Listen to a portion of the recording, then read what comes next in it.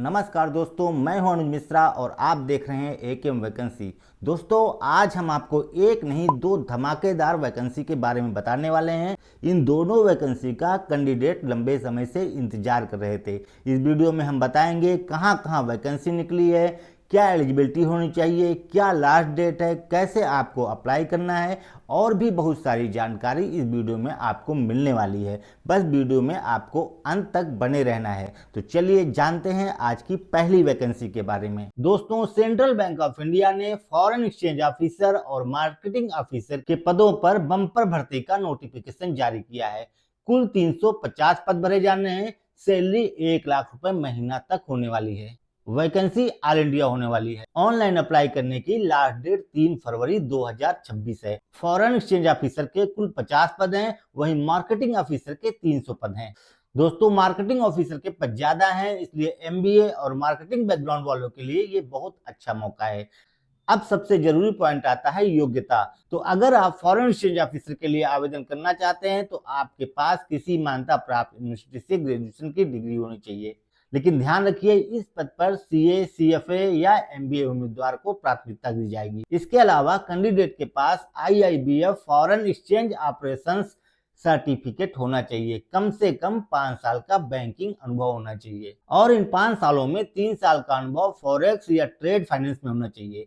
अब बात करते हैं मार्केटिंग ऑफिसर की पोस्ट के लिए एलिजिबिलिटी की। तो अगर आप मार्केटिंग ऑफिसर के लिए आवेदन करना चाहते हैं, जरूरी है कि आप ग्रेजुएट हो, साथ में मार्केटिंग में एमबीए या पीजीडीएम में 2 साल का होना चाहिए।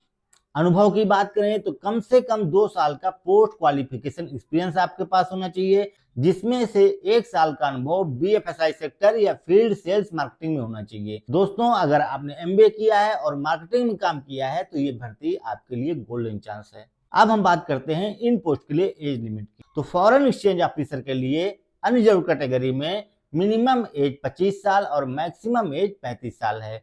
वहीं मार्केटिंग ऑफिसर के लिए मिनिमम एज 22 साल है और मैक्सिमम एज 30 साल है। ये एज लिमिट मैंने बताया कि अनरिजर्व कैटेगरी में है। आरक्षित वर्ग को नियमानुसार छूट मिलेगी, मतलब कि ओबीसी को 3 साल की और एससी एसटी को 5 साल की एज लिमिट में छूट मिलेगी। फॉरेन एक्सचेंज ऑफिसर के लिए 85,920 से 1,05,280 रुपए पर मंथ सैलरी होने वाली है। वही मार्केटिंग ऑफिसर के लिए 48,480 से 85,920 रुपए प्रति माह सैलरी होने वाली है। एप्लीकेशन फीस की बात करें तो एससी एसटी, महिला, दिव्यांग के लिए 175 रुपए रखी गई है। वही अन्य सभी कैटेगरी के लिए 850 रुपए रखी गई है। ये फीस आपको ऑनलाइन पे करनी होगी। बात करें सिलेक्शन प्रोसेस की तो कैंडिडेट का सिलेक्शन रिटन एग्जाम और इंटरव्यू के बेसिस पर होगा। रिटन एग्जाम पास करने वाले ही कैंडिडेट को इंटरव्यू के लिए बुलाया जाएगा।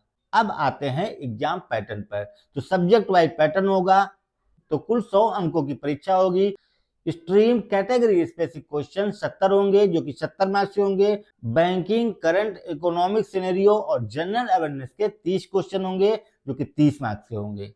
जनरल और ईडब्ल्यूएस के लिए कट ऑफ 50% रखी गई है। वहीं एससी एसटी, ओबीसी और पीडब्ल्यूबीडी के लिए कट ऑफ 45% रखी गई है। अब बात करते हैं कि आवेदन करते समय आपको कौन कौन से डॉक्यूमेंट चाहिए। तो सबसे पहले आपको पासपोर्ट साइज फोटो चाहिए, सिग्नेचर चाहिए, लेफ्ट थंबनेल इंप्रेशन चाहिए, हैंड रिटन डिक्लेरेशन चाहिए, लाइव फोटो चाहिए जो कि वेबकॉम या मोबाइल से आपको अपलोड करनी होगी। अब दोस्तों जान लेते हैं आवेदन का पूरा प्रोसेस। तो सबसे पहले आपको centralbankofIndia.co.in पर जाना होगा। यहाँ पर आपको रिक्रूटमेंट सेक्शन दिखेगा। नया रजिस्ट्रेशन करें, लॉगिन करें, फॉर्म भरें, डॉक्यूमेंट्स अपलोड करें, एप्लीकेशन का प्रिंट आउट जरूर निकालें। तो दोस्तों, अगर आप एमबीए हैं, सीए हैं, सीएफए हैं, बैंकिंग या मार्केटिंग में एक्सपीरियंस रखते हैं तो ये भर्ती आपको बिल्कुल मिस नहीं करनी चाहिए। सेंट्रल बैंक ऑफ इंडिया में ऑफिसर बनना हर किसी का सपना होता है। रेलवे भर्ती बोर्ड ने ग्रुप डी लेवल 1 भर्ती की संशोधित तारीख जारी कर दी है। कुल पदों की संख्या 22,000 है। पहले कहा गया था कि आवेदन 21 जनवरी से शुरू होंगे, लेकिन अब रेलवे ने डेट बदल दी है। नई आवेदन शुरू होने की तारीख 31 जनवरी 2025 है। अप्लाई करने की लास्ट डेट 2 मार्च 2026 है। अप्लाई करने के लिए आपको rrbapply.gov.in पर जाना होगा। अब सबसे बड़ा सवाल है कि कौन कौन आवेदन कर सकता है। तो दोस्तों अगर आपने 10वीं पास कर रखी है या एनसीवीटी से मान्यता प्राप्त संस्थान से नेशनल अप्रेंटिसशिप सर्टिफिकेट किया है तो आप पूरी तरह से एलिजिबल हैं। तो रेलवे ग्रुप डी की इस भर्ती के लिए मिनिमम एज 18 साल होनी चाहिए और मैक्सिमम एज 36 साल होनी चाहिए। शारीरिक योग्यता की बात करें तो दोस्तों रेलवे ग्रुप डी में फिजिकल टेस्ट बहुत महत्वपूर्ण होता है।